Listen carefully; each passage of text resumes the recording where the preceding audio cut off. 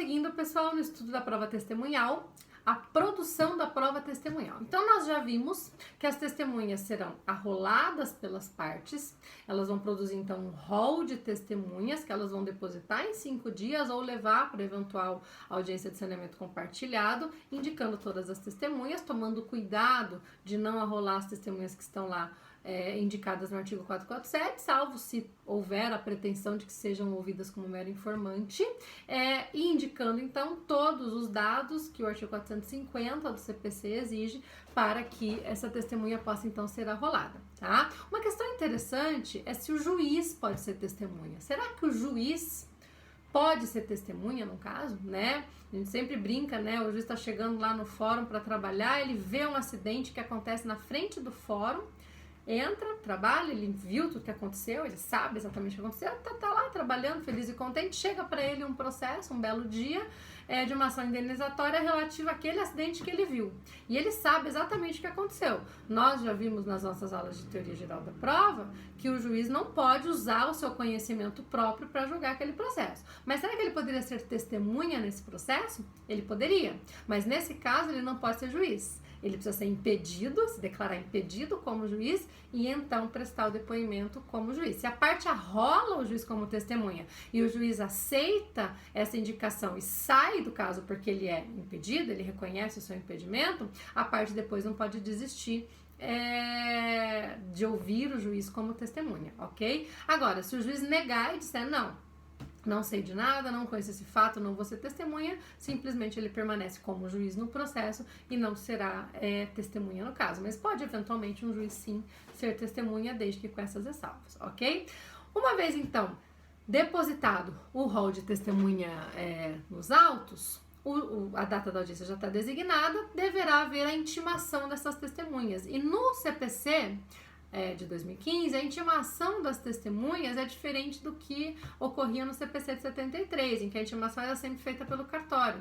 No CPC de 2015, a regra é que a intimação é feita pelo advogado da parte. O advogado da parte manda a intimação para as testemunhas para que elas compareçam, então, à audiência de instrução e julgamento. Existem algumas ressalvas, situações em que a intimação vai ser feita pelo juízo, como no caso das pessoas lá designadas no artigo 448, ou quando ficar frustrada a intimação pelo advogado, mas como regra, a intimação da testemunha é dever do advogado, é ônus, né, corrigindo aqui, do advogado, que tem até 3 dias antes da audiência para juntar nos autos o comprovante dessa intimação das testemunhas, até 3 dias antes da audiência. Se o advogado não junta nos autos, até 3 dias antes da audiência, o comprovante dessa intimação, presume-se que ele desistiu da oitiva dessas testemunhas e, portanto, elas não vão mais ser ouvidas como testemunhas.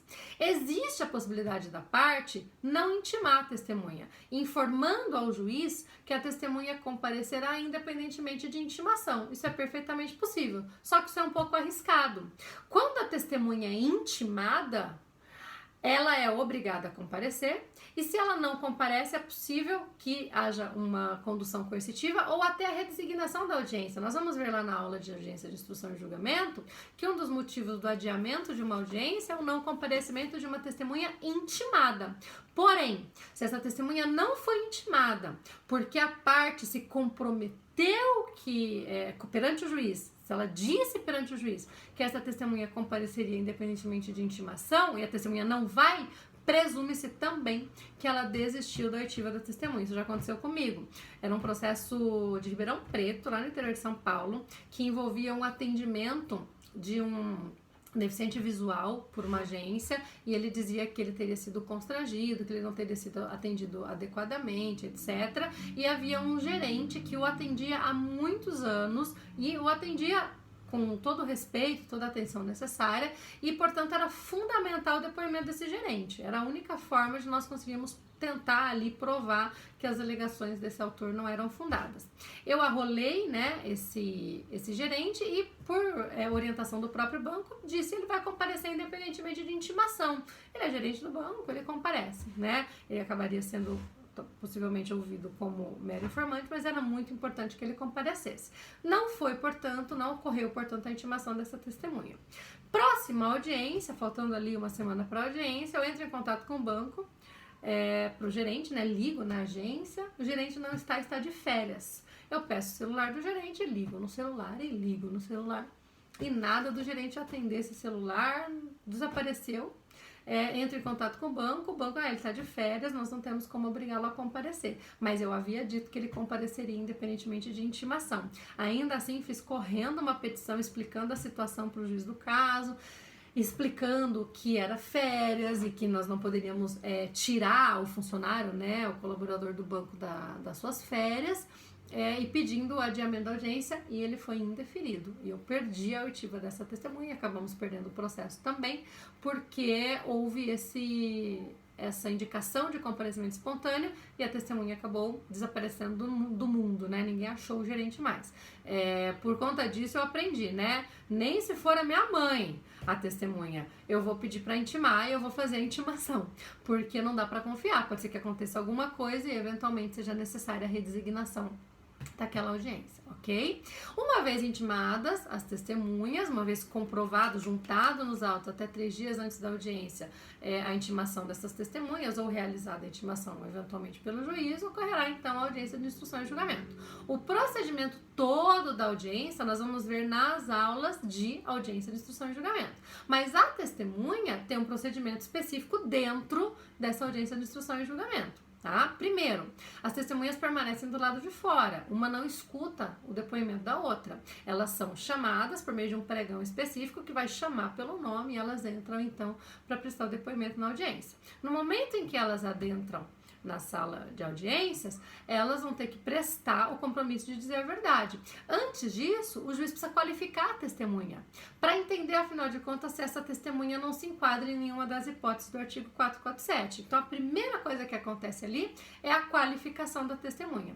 Neste momento, é possível a parte contrária, né? Não a parte que arrolou a testemunha, mas a parte contrária, realizar o que nós chamamos de contradita. O que é contraditar uma testemunha? Contraditar uma testemunha é impugnar essa testemunha, porque ela se enquadra em uma das hipóteses lá do artigo 447, portanto ela não pode ser ouvida. Isso gera uma instauração de uma espécie de procedimento específico para se analisar a contradita.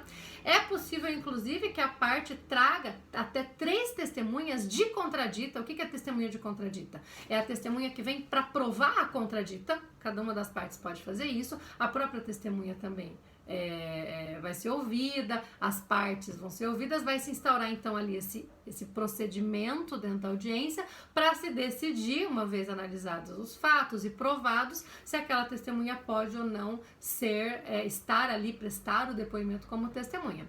Se entender que sim, a contradita é indeferida e ela presta o depoimento. Se entender que não, o juiz vai analisar se é o caso de ouvi-la como mero informante. Se for, ele colhe o depoimento como mero informante e, no caso, não há a segunda etapa, que é o compromisso de dizer a verdade.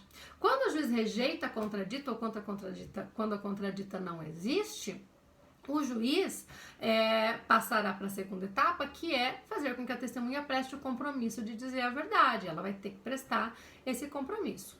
Passa-se, então, as perguntas realizadas às testemunhas. O juiz pergunta, a parte que arrolou a testemunha por meio do seu advogado pergunta e a parte contrária àquela que arrolou a testemunha pergunta. Primeiro são ouvidas as testemunhas do autor, segundo são ouvidas as testemunhas do réu. Embora exista esse número de 10 no máximo, né, para cada parte, se o juiz entender que determinados fatos já estão provados, ele pode limitar. Já vi isso acontecer várias vezes, né? Uma audiência que eu fiz em Montes Claros, no interior de Minas Gerais, que tinha um bando de testemunha e começaram a entrar testemunhas que falavam a mesma coisa que as testemunhas anteriores, o fato já estava mais do que demonstrado, o juiz então acaba indeferindo, dispensando a oitiva dessas testemunhas. De novo, ele estava lorando de certo modo aí, né? Não podemos deixar de ficarmos atentos a isso, mas ele pode eventualmente indeferir quando ele entender que essas testemunhas estão ali só repetindo aquilo que as outras já disseram, ok?